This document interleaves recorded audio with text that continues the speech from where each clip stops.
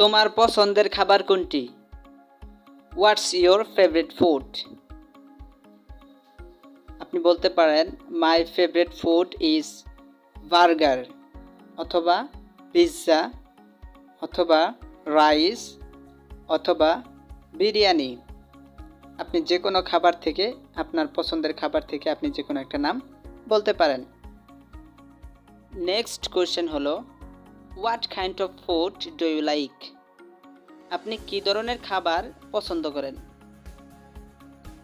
আপনি সিম্পলি বলতে পারেন আই লাইক বাংলাদেশি ফুড, আমি বাংলাদেশি খাবার পছন্দ করি।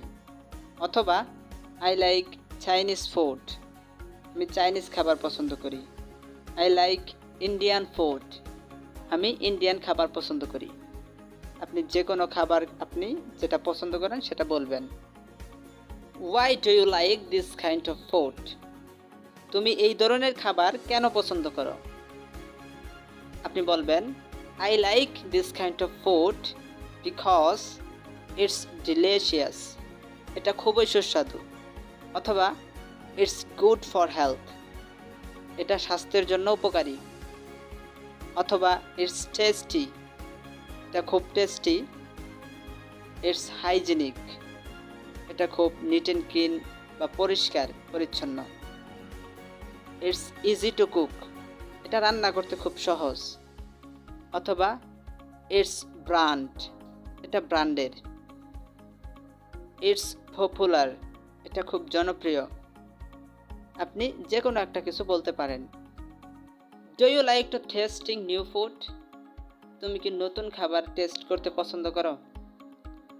Yes, whenever I go to travel new place, I find the famous and local food to have taste. হ্যাঁ, যখনই আমি ভ্রমণ করতে যাই নতুন জায়গায়, আমি ফেমাস এবং গ্রামীণ খাবারগুলো খুঁজি টেস্ট করার জন্য। নেক্সট কোয়েশ্চেন হলো, can you cook this kind of food? তুমি কি এই ধরনের খাবার রান্না করতে পারো? আপনি সিম্পলি বলতে পারেন yes, I can cook this kind of food. অথবা আপনি যদি না পারেন তাহলে বলবেন no, I can't cook this kind of food. When do you take your dinner? আপনি কখন আপনার রাতের খাবার খান? আপনি সাধারণত বলতে পারেন I usually take my dinner at 10 PM। আমি সাধারণত রাত 10টায় আমার রাতের খাবার খাই। পরবর্তী কোশ্চেনটা হলো, what is the difference between fast food and Bangladeshi food? Fast food এবং বাংলাদেশি ফুডের মধ্যে পার্থক্য কী? আপনি সিম্পলি বলতে পারেন fast food is harmful for health. Fast ফুডটা স্বাস্থ্যের জন্য খুবই ক্ষতিকর। ইটস টু অয়েলি, এটা খুবই তৈলাক্ত। ইটস এক্সপেন্সিভ, এটা খুব দামি। But Bangladeshi food is good for health. Bangladeshi ফুডটা স্বাস্থ্যের জন্য খুব ভালো। ইটস লেস অয়েলি, এটা খুব কম তৈলাক্ত। ইটস অ্যাফোর্ডেবল, অ্যাফোর্ডেবল মিন্স এটা সচরাচর পাওয়া যায়, অ্যাভেইলেবল। এইভাবে আপনি চেঞ্জ করে করে আরও সেন্টেন্স মেক করবেন। ইনশাল্লাহ আপনি খুব সহজে ইংরেজিতে কথা বলতে পারবেন। সো এই ছিল আজকের টপিক ক্লাস ফুড।